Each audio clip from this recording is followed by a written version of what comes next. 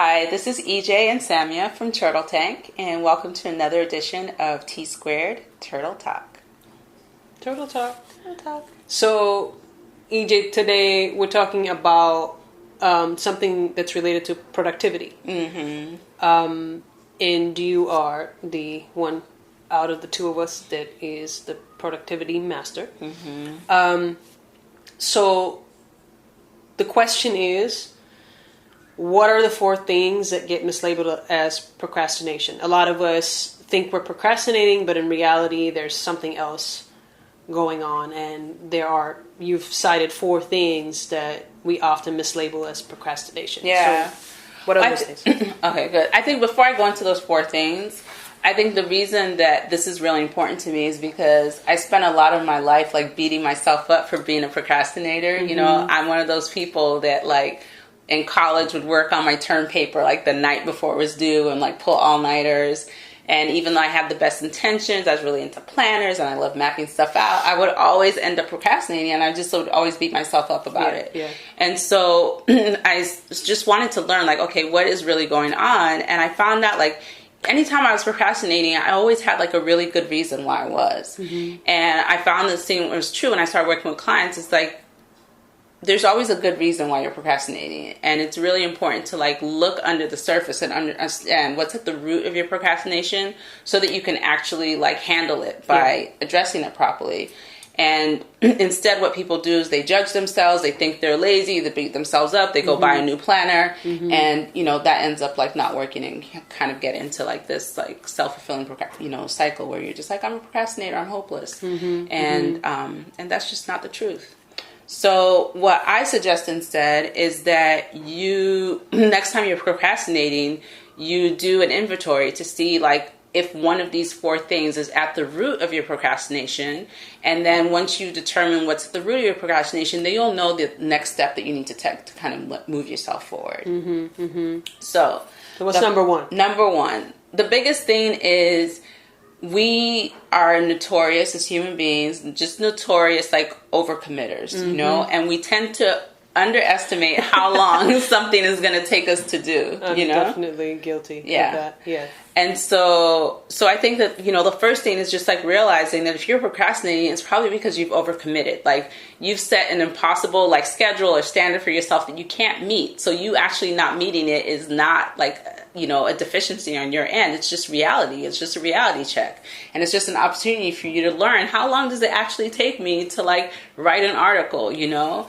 And so being able to use it as a learning process instead of a process to beat yourself up. Because the more you start to learn how long things actually take you, the more you can like plan based on reality instead of some fantasy in your head of like how you're supposed to be. And sometimes when you don't meet the goal that you set for yourself, you get disappointed, and that causes procrastination. Yeah. Right? Where you're procrastination in the sense of that causes delay in emotional strife and like, oh, I'm horrible, I couldn't meet this, and I'm doing this, and that's what we're trying to avoid. Right. Exactly. Yeah, not getting stuck in that cycle, like being able to take a step back, understand what's really going on, and then actually like meet it and address it in a real way. I mean, how many launches that I think were gonna take me a couple of months that took a year? Yeah. You know, I mean, you know, completely underestimated all the things I needed to do. We think we're robots. I forget, like, okay, you know, I'm a creative human being. I have a creative process. Yeah. You know, I have a life. And I'm like, an Aquarius. Yeah. It sucks. I'm like, I can see the massive project. Yeah, exactly. You know, right. When you're really visionary, you can kind of see the end goal of where you want to go. It's really hard to be in that gap. Right. Yeah. That's why I have you. So tell me, what's number 2? Number 2 is lack of clarity, like just not having enough information to actually do what it is that you're trying to do. So you're not procrastinating because you're lazy, you're procrastinating because you don't have all the information you need, you know? And oftentimes, like, we get, like, really attached to our visions. Like, we think, like, this is what I want, you know? Right. And, you know, you may, like, have your vision and start working towards it, and then your vision is going to change and shift, and sometimes we have a hard time with that. And so being able to like realize, like, if you're procrastinating, like maybe your vision is changing, maybe it's shifting, maybe you thought you were clear, but now you're not clear anymore. Right. And what you need to do is actually give yourself more space and time to explore and like, you know, like reflect on like what's going on, what you really want, and then like redefine like your vision and where it is that you want to go. And then based on that, like, you know, what information you need to move forward. Right, right. Yeah, that's really important, I think, as an entrepreneur. And we're going to talk about this at some point, the act of being present and trauma and all of that stuff. Yeah. We're going to discuss that. But if you're not, you know, you have to let the signals that you're getting on the ground let them allow you to shift the details of the vision that you're seeing, right? I mean, the essence of the vision is going to stay relatively the same, like, you know, the kind of outcome you want for the world, the change, the shift, etc. But the details of that will change as you get feedback while you're doing things. And part of, you know, we have to accept that that's actually how we work, is we do something, we stop, we consider what we did, and we receive the feedback for it. We get signals from the universe, and then we go somewhere else. You know, and that's whether you're working individually as a person or you're working on an enterprise. It's both. It's the same. You know, so, you know, clarity comes with time and with feedback and with, you know, and you know, that's a very, very hard truth to understand. But once you understand it and you kind of embrace it and embrace the unknown and embrace the fact that, oh, well, I'm going to take that and I don't have no clue what's going to happen next month. Really, truly. And then really surrender to that and allow things to happen the way they need to, then, you know, you're much more slated to I guess, walking towards your goal with much more ease, you know, rather than, you know, not that there aren't going to be challenges, but there's going to be, you know, it's less, I guess, stress and friction, you know, and more ease and grace, even with the challenge. So, I mean, it's a dance. It's something you have to learn. Like, how do you stay focused and attached to your vision, but like detached from like how you're going to get there, you know? That's cool. I like that. So it's a process of like figuring that out. I love that. And like we learn so much from our mistakes. Like we try and kind of go into situations and avoid making mistakes, but that's really how we learn, you know? So maybe you started out and you thought like, oh, I want to like write a book, you know, but then you realize, actually, I hate writing, but I really love talking. Like I want to do a video, I want to do a TV, you know? So sometimes the doing is what gives you clarity of like, oh, I thought I was going to like this, but actually I don't, you know? And instead of trying to like force yourself and beat yourself into like liking it and doing it at 6 a.m., you know, every day, because that's what you wrote in your plan, being able to like shift and try something else. So be agile, be flexible. We're going to talk more about how that applies to entrepreneurship also. EJ, what's the third thing?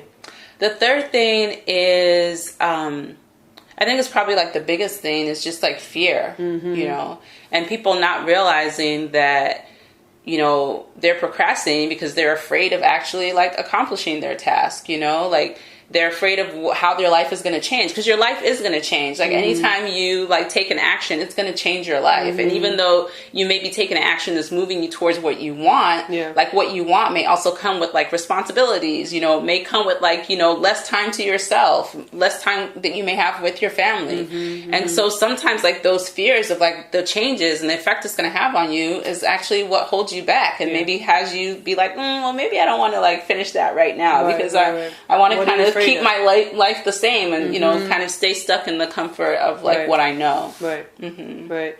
Yeah.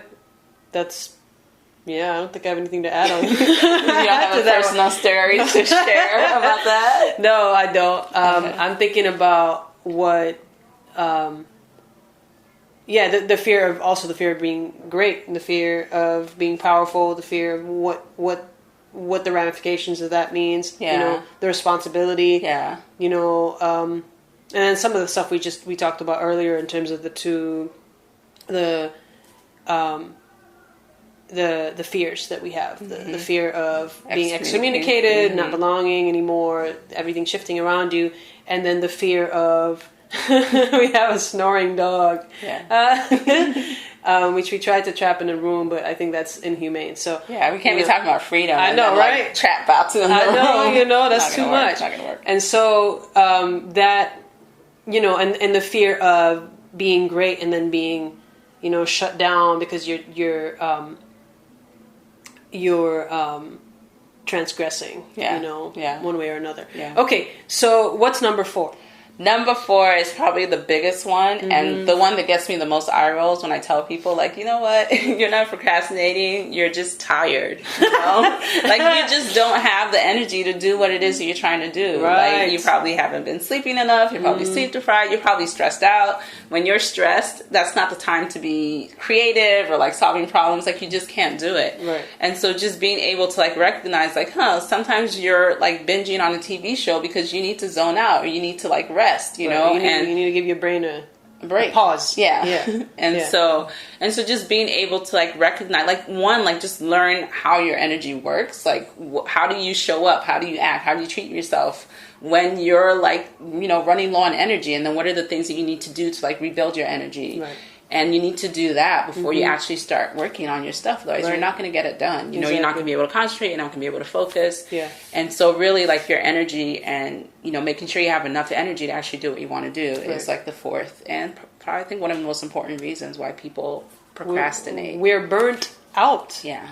Yeah. And we don't recognize when we're burnt out because we have no kind of sensory